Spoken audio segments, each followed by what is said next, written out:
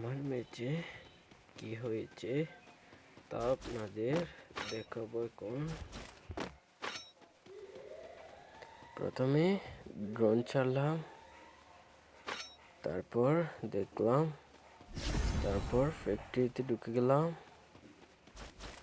বসলাম, এনিমি আছে কিনা দেখলাম, নাই, উঠে পড়লাম।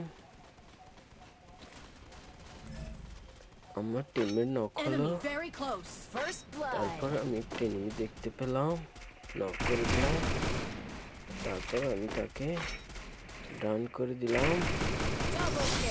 এরপর আমি নিচে নেমে যাব, নিচে নামলাম, আমি দেখলাম ডাউন করে দিলাম, তারপর দেখলাম তাকে মেরে দিই।